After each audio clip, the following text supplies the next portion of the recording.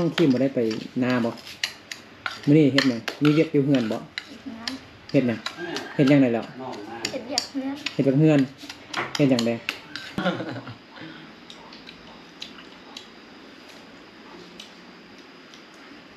คิมบ่เฮียนต่อซ้ํปีเนาะยัง4ปีเนาะบ่นึกลืมเนาะยัง4ปีพุ่นเนาะโอ้ขนาด14ปีเลยก็ยังงามซำนี้กับทุกคนเนาะถ้าอ่าฮอด18ปีเป็นผู้ใหญ่แบบเป็นผู้สาวเต็มโตนี่ถือว่าแบบงามทั้งช่องเลยเนาะ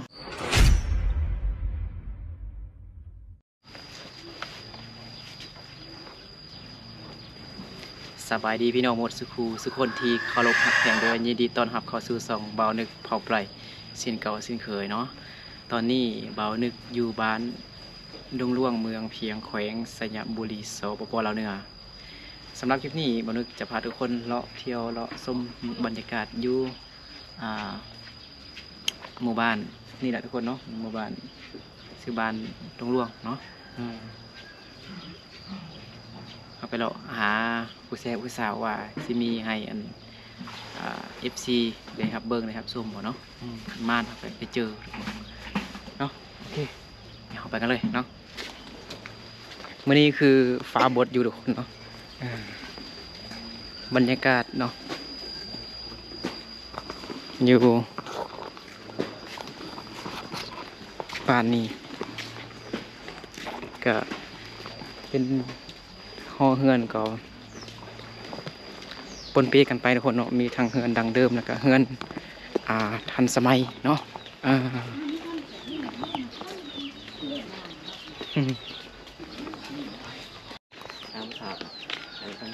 อยู่สุดยอดเนาะแบบบรรยากาศเนาะอยู่ในบ้านดงหลวงเมืองเพียงแขวงสยามบุรีสปปลาวเหนือคืออากาศมันเย็นดีเนาะเพราะว่ามีต้นไม้กินมากหลายคนเนาะหมากลำไยมีฮอดบอลทุกคนเนาะนี่บอลเนาะผู้คนก็กำลังสักเครื่องตักเครื่องเนาะสบายดีบ้าบอลนี่ผู้บ้ามันบอกไปแล้วลิ้นก่อนโอ้เอื่อยเพิ่นกำลังตักเครื่องอยู่เนาะตักเครื่องลูกอยู่บรรยากาศคือดีแฮงทุกคนเนาะมันอยู่ทางฝั่งนั่นก็คักอยู่เนาะสีผู้สาวอยู่วะเงินมันเนาะบรรยากาศคือดีแฮงก็คือเมื่อกี้เห็นผู้สาวเลยดูหันบอกนี่บอกเทวผู้สาวจริงบอกเทวผู้สาวหน่อยวันนี้เจอผู้สาวแล้วทุกคนเจอผู้สาวแล้วสบายดีน้อยสบายดีโดยเจอผู้สาวแล้วมันนี่มานแล้วทุกคนเนาะน้องกำลังสิเฮ็ดยังไงนะฮะไปเฮือนสักโทรศัพท์ดิใส่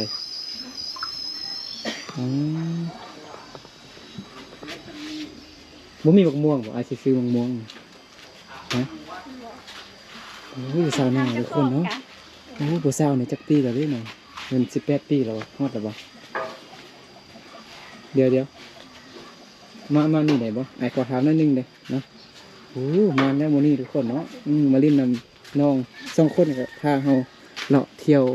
ชมบรรยากาศในหมู่บ้านเนาะเดี๋ยวทำพวกนี้ก่อนเนาะนี่ชื่อว่าจังไดก่อนดีนะน้องชื่อว่าจังไดสครีมเนาะที่นี่จักปีหรอใช่ไหมฮะ14 ปีคือว่าเป็นผู้สาวใหญ่แล้วเนาะยังเข้าเฮียนอยู่กันหน่อยฮะไม่ได้เข้าแล้วเข้าฮอดมอยังฮะน้องครีมเหมือนบอกน้องครีมเนาะน้องครีมเป็นทหารกระเพงพี่น้องเนาะอันนี้มันเงินน้องครีมหรือว่าเงินน้องผู้นี้เงินน้องเนาะมันน้องครีมเหมือนบอกเรายังไม่ได้ตอบอ้ายเถอะน้องเข้าเฮียนฮอดมอยังฮอดปอยังปอฮะปอฮะกะอ่านได้เขียนเป็นอยู่ปะเก่งอยู่ปะ กินกันได้ มีผู้บ่าวบ่ ยั ยัง งอุ้ยยังโสดอยู่บ่ โสด โอ้ยอายุยังน้อยอยู่เนาะให้อ่าอายุฮอด17 18ปีก่อนเนาะแต่ว่าตอนนี้อยากได้ผู้บ่าวแล้วบ่อยากมีแฟนแล้วบ่ อยากได้ อุ้ยอยากได้ว่าซั่น เดี๋ยวมาถามผู้นี้อีกเดี๋ยวน้องนี่ได้ซื้อหยังนี่นะ ชื่อหอม สิยอมนามสกุลจังได น่าวิจัย ฮะ น่าวิจัย นาวิจัยเนาะน้องยอมจักปีแล้ว 14 14ปีเฮ้ยเป็นหมู่กันเหรอเนาะแบบกับปีเดียวกันเห็นบ่อ๋อน้องยอมเข้าเรียนฮอดปหยังฮอดมหยังยังเข้าอยู่บ่ตอนนี้นะฮะ มาสอบ เข้ามสองตอนนี้ยังเข้าอยู่เห็นบ่ เขาไปเขาแล้ว บ่เข้าแล้วเป็นหยังคือบ่เข้าไปโรงเรียนเจ็บสมองแล้วบ่อยากเรียนบ่ฮะในครู บ่ ตี อยาก บ่ ไป ในครูด่าบ่หายบ่หรือว่าเป็นจังไดหรือว่าบ่มีเงินเอาไปโรงเรียนไปซื้อขนมกินน้ำหมู่บ่ มันก็มีอยู่ ก็มีอยู่ บ่ แต่ว่าตั้งบ่อยากไป อืม บ่มักเรียนบ่บางคนนี่ผู้สาว13 14 15ปีนี่บ่ได้เข้าเรียนบางคนก็18ปี51ปีแล้วบ่ได้เข้าเรียนน่ะนะบ่ได้เข้าตั้งแต่ป .1 เนาะก็โอ้ดีตนเขาเจ้าเนาะแต่ว่าน้องยอมกับน้องครีมนี่ก็คือว่าเก่งแล้วเนาะพอฮู้หนังสืออยู่เนาะตอนไอ้ไปถ่ายผู้สาวมงอยู่อยู่สยะพุ่นล่ะมีผู้หนึงหั่นชื่อน้องหยังน้องไม้เขาบ่ได้เข้าโรงเรียนโอ้ดีตนเราเฮงเราก็น่าฮักคือพวกน้องนี่ล่ะอายุราวก็น้อยกว่าพวกน้อง13ปีแต่ว่าใหญ่กว่าพวกน้องแล้วสาวมงนะสาวมงน้อยโอ้มื้อนี้สิให้สิจ้างซ่องน้องนี่ก่อนเนาะซื้อขนมให้กินแล้วพาไอ้นึกเลาะลิ้นตามหมู่บ้านได้บ่ ได้ ได้นะน้องครีมเห็นบ่ โดย เฮาทาครีมยังคือว่างามแท้ ได้คิด บ่ทาก็ได้เนาะเฮาเป็นต้นครีมแล้วเนาะ ใครอยากได้ครีมก็มาสั่งน้ำน้องครีมนี่เด้อเนาะยอมเลยเนาะยอมเป็นคนจังไดนี่ผู้บ่าวนี่บ่มักบ่ผู้บ่าวแบบนั้นบ่มัก เป็นจังไดมักเที่ยวมักลิ้นหลายบ่ มาเทียบมันเกิด ฮะ ก็มาเทียบบ่อย นะอ๋อน้อง น้องครีมกินหยังแต่ละมื้อคืองามเลยฮะนะน้องครีมกินหยังคือว่างามแท้ฮะบ่ฮู้อ้าวกินข้าวละลาจำเกลือวะฮะอืมเดี๋ยวมีมักใหม่ให้เฮาไปเก็บบ่เดี๋ยวมื้อนี้ผู้ดีมาทุกคนเนาะดีเจอใส่น้องครีมกับน้องยอมเนาะให้น้องครีมกับน้องยอมทั้งเฮาเลาะไปรักมะม่วงไปรักมะขามเข้าเนาะรักมะพุกอันนี้มะพุกมะส้มโอไผนี่นะของน้องครีมบ่ของน้องครีมเนาะน้องครีมก็ว่าอยากมีผู้บ่าวแล้วว่าซั่นทุกคนอายุแค่14ปีซื่อๆเนาะโอ้ย17 18ปีก่อนไอ้นึกจึงหาให้เด้อเดี๋ยวเงินน้องยอมมีอันนั้นบ่มีมะขามบ่มะม่วงบ่เดี๋ยวสิไปยังนี่ไปหาผู้บ่าวบ่ บ่ไปเอาหมวก ไปเอาหยัง ม่วง เอาม่วงเนาะเอาม่วงอยู่ใส่เนาะไปรักเอาบ่ ไปซื้อเอา ไปซื้อเอานะเดี๋ยวไอ้ซื้อไอ้สิเป้แล้วมื้อนี้เนาะสิซื้อเลยอันนี้สิซื้อแล้วให้พวกน้องตามให้กินเนาะมากินซีมือของน้องยอมกับน้องครีมเบิ่งเนาะว่าสิแซ่บสำใดเนาะเมื่อกี้เนี่ยพวกน้องสิไปใส่ บ่ขึ้นไปเบิ่ง สิขึ้นไปเทิงน้องครีมเนี่ยสิไปใส่ ส่ง ไปส่งไปส่งน้องยอมเหมือนบ่มือเช้านี่กินข้าวกับหยังน้องยอม เข้ากับตา ปลาน้องครีมเด้ฮะซีนมันหยังซีนผู้บ่าว อย่าว่าได้ไอแลนด์นี่และอายานั่นน่ะอยู่กินซีนผู้บ่าวน่ะ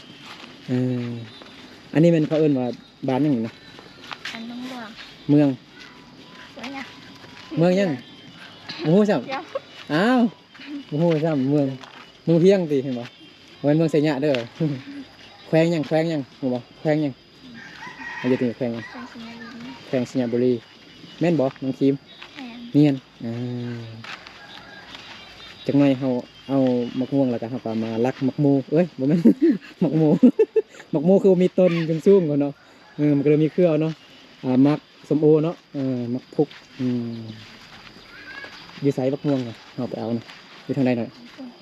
พุ่นบ่อ๋อพุ่นเนาะบรรยากาศอยู่ในหมู่บ้านเนาะบ้านของน้องคิมกับน้องยอมโอ้โชคดีแท้มื้อนี้เนาะว่าสิมาถ่ายบรรยากาศเฉยๆเนาะอยู่อันหมู่บ้านนี่เนาะแต่ว่า อืม พอดีเจอเซส่งน้องเลยเนาะอันนั้นผู้สาวเห็นบ่ผู้สาวเข้าทีผู้สาวเข้าทีมีแฟนหรอคนนั้นน่ะโอ้โหน้องเอิญเนาะสิไง ไปลิน ฮะนะ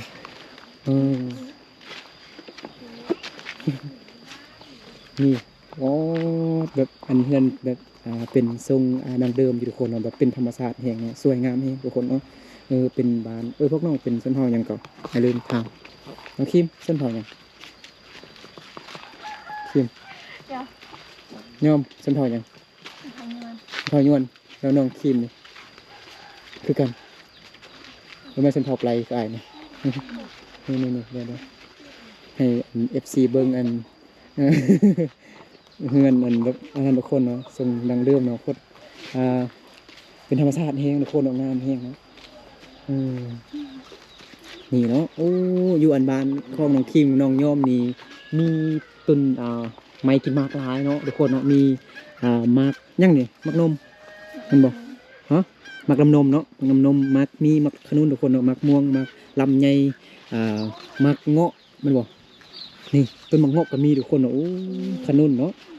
หมากนาวหมากข้ามโอ้มีทุกอย่างทุกคนเนาะ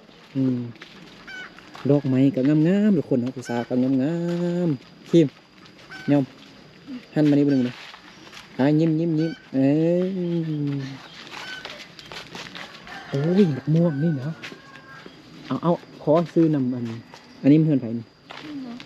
ผู้ใดเฮาลืมเลยเฮาซื้อเอาจากโอ้อันนี้มันมะม่วงยังหน่อยนะโอ้โหเป็นมะม่วงงาสร้างบ่ฮะนั่นบ่แล้วน้องคิมกับน้องย่อมยังอันเฮ็ดให้เฮ็ดส่วนอยู่บ่เป็นหยังคันบ่เฮ็ดกะบ่เป็นหยังเฮ็ดกะเฮ็ดบอกความจริงเลยเฮ็ดบ่มีบ่บ่เฮ็ดบ่ได้เฮ็ดเนาะแล้วเอาเข้ามาแต่ไสมากินมื้อนี้บ่เฮ็ดให้เฮ็ดนาน ไปจ้าง ไปจ้างอ๋อน้องคิมเนาะไปจ้างมาบ่น้องไปจ้างหรือว่าพ่อแม่ไปจ้างน้องก็ไป พ่อแม่แต่ก็ค่อย ร้องเพลงอะไรจังไง แต่ ให้ ก็พ่อแม่แต่ก็ค่อยไปจ้าง ยอมเลยเฮ็ดให้เฮ็ดส่วนอยู่บ่เฮ็ดนายเฮ็ดอยู่ แต่ว่าบ่เฮ็ดนะเฮ็ดแต่ให้ เฮ็ดแต่ให้พวกเขาแล้วก็ส่วนมันต้นแม่นบ่มันสำปะหลังทุกคนเนาะคือบ้านเฮานี่ส่วนหลายนี่เพิ่นอันปลูกมันหยังแบบเป็นอาชีพหลักๆแท้ๆเนาะเฮ็ดหยังเฮ็ดส่วนมันต้นบ่ อืม หลายที่สุดนะแบบหลายที่สุดนะ มันต้นเนาะมันต้นหลายเนาะแบบประมาณ70-80%ทุกคนเนาะมันต้นเนาะโอเคเนาะแล้วเขานี่โลนึงเนี่ยคุมจักมือคุมจักมือน้องคิมฮะน้องคิม มื้อเดียว มือเดียวครอบครัวน้องคิมมีจักคนก่อนเดี๋ยวยังไม่ได้ทำละเอียดเถอะเนาะ ห้า ฮะ คน 5 คนมีไผเด้อ มี พ่อแม่ แม่ น้องคิมพ่อโซน แล้วก็น้อ น้อง งคิมแล้วก็มีน้องอีกน้องสาวน้องชาย น้องชาย ไอคิดว่าแม่นแฟนน้องก็แม่นเนาะว่าแม่นเนาะผู้ที่5เป็นน้องชายบ่อันนี้บ่เอาเข้าบ่อยู่เฮ็ดจังได๋ซั่นฮะ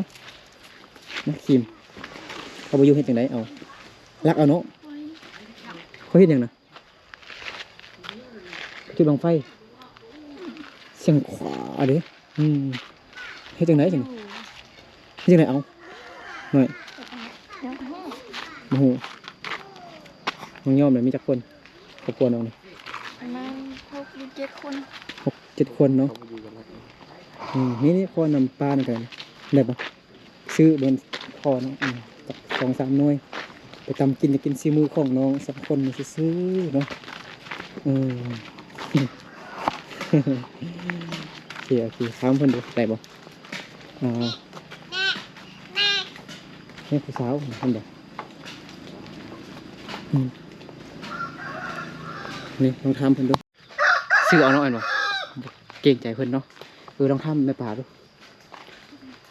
ทำดู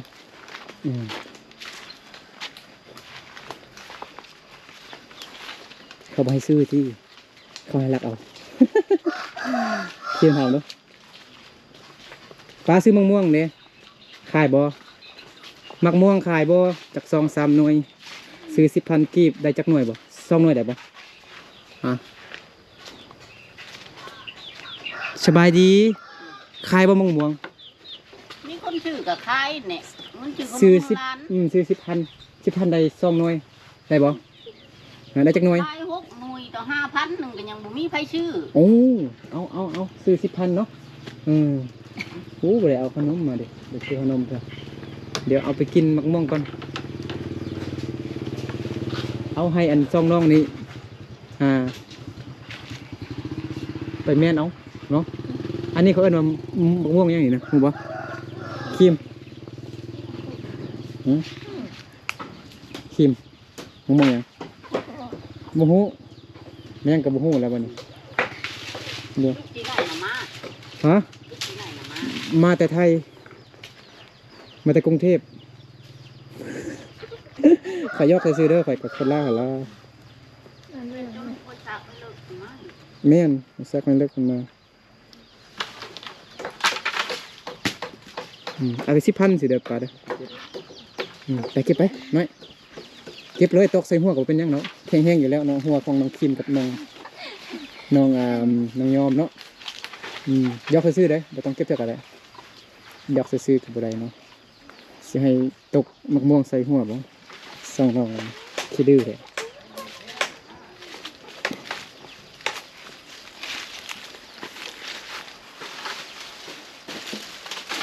อกหักได้จังใดบ่ได้เป็นอีหยังกับเขาลองต่อดูคิม ยอม ได้สิทธิ์แค่คุยแค่เหงาแต่ว่าเฮาคิดหลายกว่านั้นแม่นบ่ไอ้ห้องทึกอยู่บ่ทึกอยู่บ่ตั้งแต่เจอเธอนั้นมันทำให้ฉันควบคุมหัวใจไม่ได้แม่นบ่เอาเงินให้ปลาก่อน10,000 กีบมาซื้อบ่มีเงินเลยเฮ็ดจังได๋ล่ะบัดนี้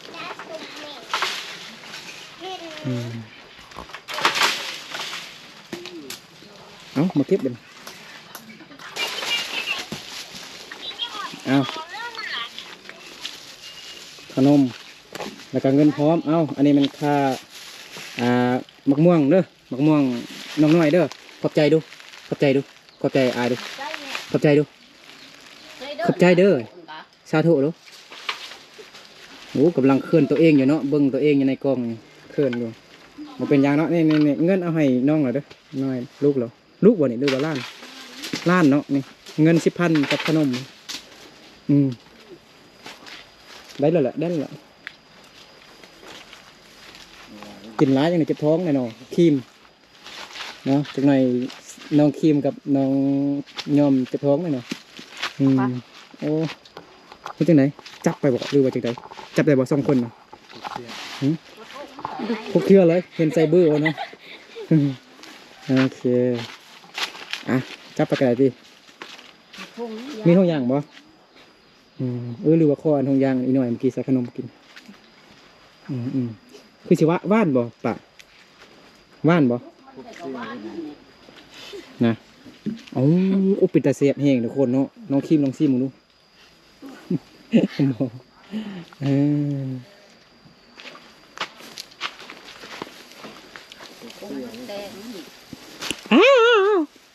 แมลงสีเขียวอะไรจัง สีเหลืองน้อยๆนั่นก่อน โดยขอบจ่ายป้าไป10,000ได้10 โลไปนั่นกับ10 ขีด ผู้ชมนักน้อยนั่นแต่เนี่ยตกนะมะม่วงบ่เอาจับกูละนั่นแน่ เออสวยกันเนาะฮักแพงแบ่งปันโอ้เนาะใจทำ ขอบใจเด้อใจ น้องน้อยบอกนี่นะท่านเมื่อกี้เห็นผู้สาว2 คนอยู่เนาะเห็นบ่คือว่ามีผัวแล้วบ่อยู่บ้านเฮานี่จักปี้เอาผัว 14ก็ยังเอาเหรอ ฮะ14เอาแล้วเอ้าสั้นน้อง2 คนนี่บ่ได้เข้าเรียนแล้ว14 ปีนี่ก็เอาแล้วซั่นเนาะแม่นบ่ฮะ บ่เอา อื เรียนคือ ม เขาด่า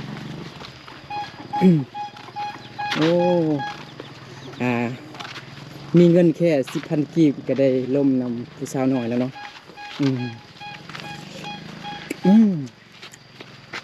แซ่บหวานแห้งทุกคนเนาะนะครับไปกินซีมือของน้องยอมกับน้อง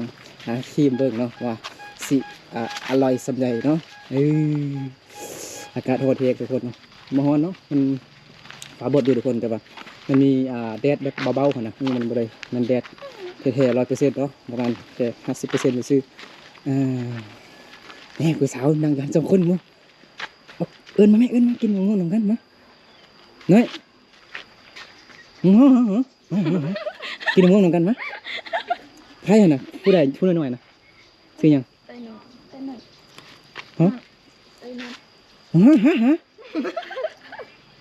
หรือนัดนัด ไอ้นุ่น น้องนุชมาตำมะม่วงกินน้ำอ้ายไหมฮะน้องนุช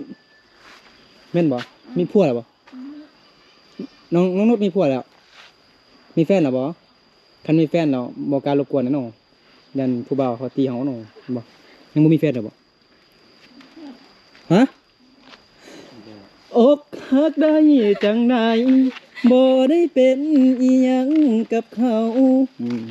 ยกกันไปซื่อๆเด้อทุกคนเนาะบ่นึกก็ยกเพราะ FC ซื่อๆเนาะแดดซำนี้สบายเนาะบ่เป็นหยังแม่นบ่น้องคิมน้องฮะฮ้อนผิวดำหมดแล้วเนาะบัดนี้เนาะแดดฮ้อนแห้งเนาะสิไหม้แล้วนี่นะบ่เป็นหยังซำนี้สบายบ่เคยเฮ็ดให้เฮ็ดนาเฮ็ดสวนบ่ซะนะฮะเคยยานเฮ็ดหยังซำนี้สบายเนาะเฮานั่งคิดอยู่นอกได้บ่เนาะคิดอยู่นอกเนาะจริงเนาะมีเงินแค่15 บาทก็ได้ลมได้คุยนำผู้สาวน้อยจ้ะเนาะอยู่บ้านเฮานี่15 ปีนี่ก็เอาอันผัวแล้วแม่นบ่เอาเมียแล้วเนาะแม่นบ่คิมน้องคิมกับอันย่อมเนี่ยบ่คิดอยากได้แฟนเธอบ่ฮะหรือว่าอยากได้อยู่ให้มันอายุหลายกว่านี้ก่อนเนาะเห็นบ่โอเคดีสนุกเนาะมันจะนั่งอยู่ใช่ไหมนั่งอยู่นี่เนาะนี่เอาตามไปนี่กันเลยเนาะบ่โอเคนั่งครับผมให้คิมไปเอาอันอุปกรณ์มาหน่อยตำเนาะเขากินอยู่ไหนเนาะเพราะว่ามันอยู่นอกในมันหอนทุกคนนะเขากินอยู่ในมันก็มีพัดลมเลยเนาะมีพัดลมบ่น้องคิมมีพัดลมบ่นะเบิ่งก่อนไปเบิ่งดูเอาท่านตามเอาเตือนกันน้องเนาะให้น้องขออนุญาตเข้าห้องเข้าอันเฮือนเด้อได้นับบ่เป็นหยังบ่เข้ามาได้บ่ทำอะไรที่นี่เด้อเนาะ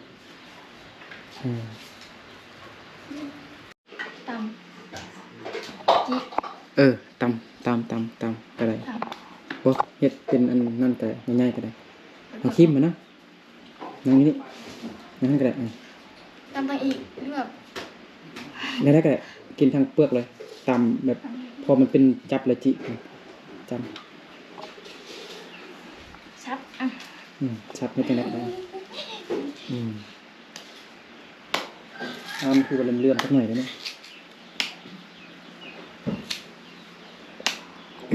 ให้อันน้องคิมนั่นให้น้องอัดประตูหายไปถึงดูทางเยี่ยมคอยอัดแบบมันเลื่อมพอดีมันเลื่อมมันสะท้อนคืนแต่คอยอัดให้มันเองบวกให้มันเสียบวกขึ้นทางนี้ให้ประตูทางยันอันนี้พอสบายดีเจอเสื่อยไม่ได้แต่พอของน้องขี้เหมือนบ่ มันเป็นคนตลกแห้งเนาะโอเคไม่ต้องอัดหมดเลยพนันพนัน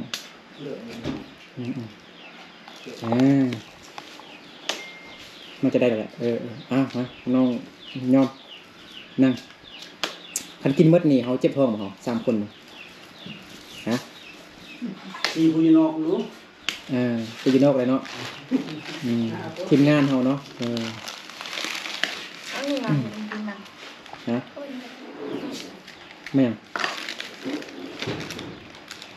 อีกจักปีพอเป็นผู้ใหญ่นะอีก3 ปีเนาะเนี่ยโอ้คิดว่าแม่นลมธรรมชาติบ่แม่นเนาะลมมันเนาะพัดลมเนาะน้องย่อมเป็นผู้อันปรุงเครื่องมันเนาะใส่เกลือลงไปบอกแล้วน้องย่อมพวกน้องเมามีแต่อ้ายเว้าผู้เดียวเดี๋ยวให้พวกน้องเว้านะน้องคิมมากินมะม่วงบ่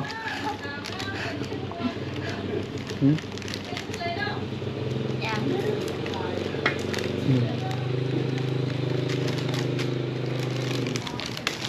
น้องคิมมากินมะม่วงบ่ฮะ แต่มาซุกมัน กินอันเนยซุกเนาะไอ้กันเนยกระซุกเราได้เห็นมันเฮิมเราเด้น้องยอมเด้มากินบ่มันนี่โชคดีแฮงทุกคนเนาะเรานึกแล้วว่าสิหาผู้สาวก็พี่เจอผู้สาวเด้ทุกคนเนาะคิดว่าผู้สาวบ่อยู่บ้านนั่นเด้คิดว่าไปสวนหมดแล้วนะแล้วน้องคิมบ่ได้ไปนาบ่มื้อนี้เฮ็ดหยังมีเวียกอยู่เฮือนบ่เฮ็ดหยังเฮ็ดหยังได้แล้ว เห็ดอยากเนื้อ เฮ็ดกับเฮือนเฮ็ดหยังได้สักเครื่อง ลำ ตั้งถ้วยสักเครื่อง กวาดเนื้อก วาดเฮือนอย่างใด ได้น้ำใส่น้ำ ฮะ ได้น้ นี่ก็ ำได้น้ ได้น้ำยังอีกเด้หมดแล้วบ่ น้องยอมเด้เฮ็ดหยังได้แล้วเฮ็ดหยังได้แล้วอันตั้งแต่เช้ามาเนาะ ำเดี๋ยวถ้าไปซักเครื่องไม่ได้ซักเครื่อง บ่ได้ยินเสียงเราแฮงอีกเด้อ ไปซักเครื่องไม่ได้ซักเครื่อง สักเครื่องบ่ได้เสียบเทื่อเฮ็ดหยังได้แล้วแต่งอยู่ครัวกินมันเข้าเตาไฟบ่น้องทีมเด้อลุกจักโมง5 โมงฮะ 4 โมง 4 โมงลุกมานึงเข้าเตาไฟเห็นบ่เขา แล้วแม่เด้ แม่ไป ไปหน้า ไปหน้า ไปหน้าเฮาบ่หรือว่าหน้าเขา หน้าเขา แบบไปช่วยเขาเนาะไป จ้ะ ไปจ้างไปมื้อเท่าไหร่ มันละเส้นห้า มื้อละกินนอกแล้วกินในกินน้ำข้าวบ่หรือว่าเอาเข้าไปบอกเฮา เข้าไปแล้วกินของเขา ของกินเข้ามันบ่ก็คืออันแม่ของน้องครีมอันไปหารับจ้างหาเงินเพื่อเอามาซื้อข้าวซื้อน้ำกินเนาะซื้อของจำเป็นเนาะแล้วอันค่าแรงงานของแม่น้องครีมไปครับจ้างแม่นวันหนึง150,000ทุกคนประมาณ300 บาทเนาะ300 บาทแล้วก็กินอันเป็นเขาอันเนาะเขาเหนียวมันเอาไปเดี๋ยววันนี้ของกินเหมือนแม่นเจ้าของอันพวนจ้างอะนะเนาะเฮ็ดไหมตำไหมกินแม่ก็คุอยู่ใส่อันพุ่นมันพอโซดบ่พอเท่าบ่อันนี้มันพอของพอน้องขี้มบ่หรือว่า แม่ ฮะ พ่อเป็นพ่อแม่คิม โดย ชม ส้มน่ะจำก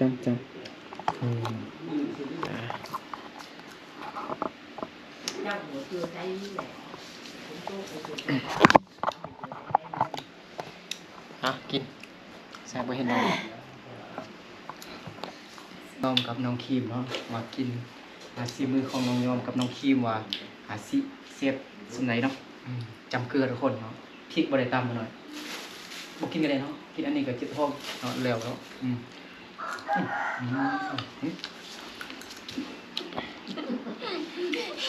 แซ่บเด้อมันกับบริส้มเนาะมันบ้านเนาะครับเดี๋ยวหนาพี่น้องกินมะม่วงกับปั้นบอกไม่มองปั้นหรอมองกับปั้นเหรอมันจะทำโกโก้กันอยู่นอกคุณเนาะแซ่บบ่แซ่บเนาะซื้อของตัวเอง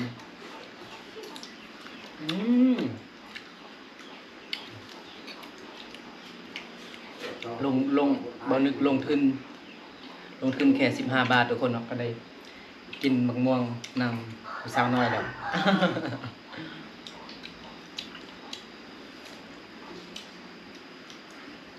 คิมบ่เฮียนต่อสัมเป็นหยังเป็นลองเล่ามองดูเป็นหยังบ่มีเงินบ่หรือว่าทางบ่อยากเฮียนหรือว่ามันมีอีหยังแบบขัดข้องบ่แบบจึงบ่เฮียนนะลองเว้าบ่เนาะลองเฮงเนาะ บอกมีเงิน ฮะ บอกมีเงิน ผมมีเงินไปโรงเรียนซื้อขนมกินก็ออก รู้ไว้ บ่ไปเนาะอืมอืมอืมอืมอืม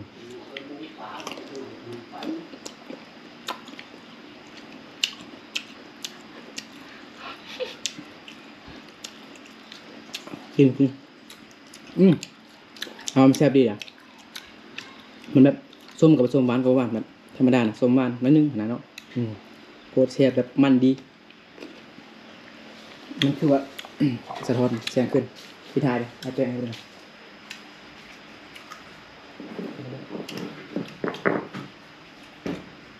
นี่คือว่าเป็นเรื่องจังเลย อีหยังกินจะพายดอกคิม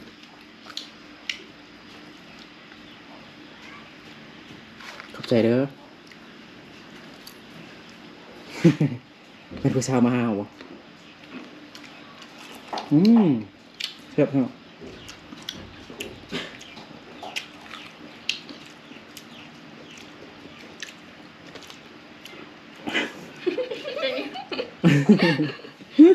มันส้มเลยเนาะ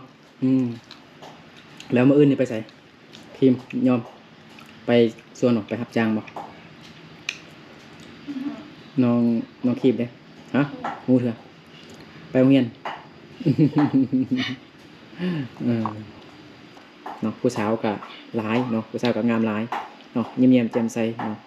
เป็นตะหักตะแพงตะมุตะมิพี่น้องเนาะน้องคีมกับน้องยอมเนาะมันคือน่าจะเป็นผู้เศร้าที่แบบสวยที่สุดประจำหมู่บ้านนี้เป็นบ่ฮะโมเมนยังมีอีกอยู่ผู้สาวยังมีผู้สาวใดเด้แบบฮู้ซื้อผู้สาวอยู่บ้านเฮานี่แบบยังมีงามอยู่นะเอามาดูมีผู้สาวใดเด้อีก3 ปีเป็นผู้ใหญ่แล้วได้น้องคิมเห็นบ่น้องคิมเนาะตอนนี้อายุแค่14 ปีเนาะ14 15 16 17ยัง4 ปีเนาะยัง4 ปีเนาะบ่นึกลืมเนาะยัง4 ปีพุ่นเนาะโอ้ขนาด14 ปีเลยก็ยังงามสำนี้ทุกคนเนาะถ้าฮอด18 ปีเป็นผู้ใหญ่แบบเป็นผู้สาวเต็มตัวนี่ถือว่าแบบงามทั้งช่องเลยเนาะใครสู้กว่ากันนี่น้องยอมเนาะน้องยอมสูงกว่าแม่นบ่เฮายังบ่ได้เป็นผู้สาวแบบใหญ่เต็มโตนะแบบยังบ่ฮอด18 ปีเทื่อคันฮอด18 ปี19 ปี20 ปี20ปีนี่พวกน้องอาจจะสูงใหญ่ขาวเป็นดาราได้ประกวดอยู่บนกองเขาใหญ่พุ่นน่ะเนาะคือบ่กินต่อซั่นน่ะคือว่าเศร้าอกหักบ่น้องยอมฮะคิมเป็นหยังอกหักบ่อกหักได้จังได๋เนาะบ่มีคนล้มเห็นบ่อันนี้ยังน้อยอยู่ตั้งใจเฮ็ดเวียกก่อนก็ได้เนาะบ่แม่นว่าอ้ายห้ามเด้อ้ายบอกก็ซื่อๆเนาะเพราะว่าอ้ายเห็นหลายคนเนาะเอาผู้บ่าวน้อยเนาะแบบเอาแบบรุ่นเดียวกันน่ะ14 15 16 ปีแล้วมื้อเดียวเขาอยู่นำกันอ้ายนึกเคยเห็นเนาะอ้ายจังเว้าเนาะอยู่นำกัน2 เดือน3 เดือนนี่ก็ทิมกันนะก็เป็นแม่ห้างพ่อห้างไปอันนี้อ้ายเว้าให้ฟังซื่อๆเด้ออ้ายก็บ่ได้ห้ามพวกน้องเอามีแฟนหรือว่ามีผัวนะ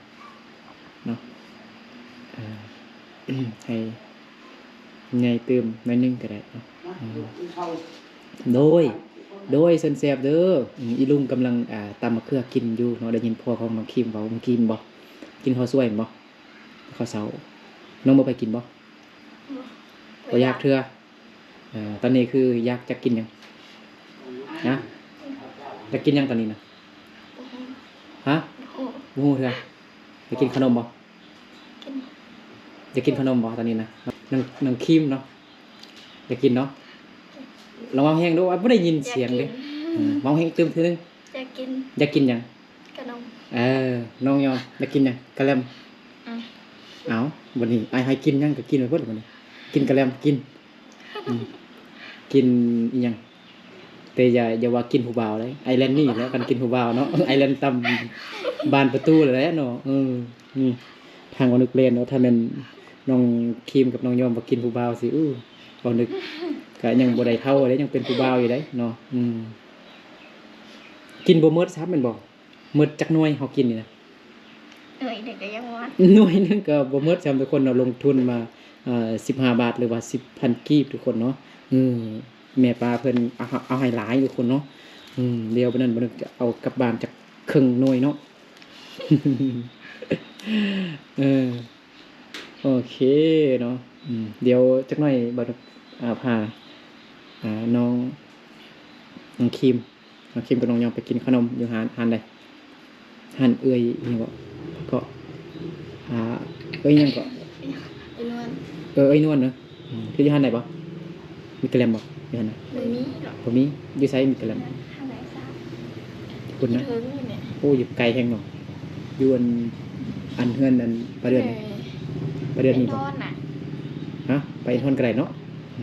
บ่ได้ไปถ่ายบรรยากาศตามหมู่บ้านให้ทุกคนได้เบิ่งได้ชมซับเนาะพอดีโชคดีได้เห็นน้อง2คนเนาะก็ได้ถ่ายแต่วิถีชีวิตของน้องเนาะถามการเป็นอยู่ของน้อง2คนเนาะ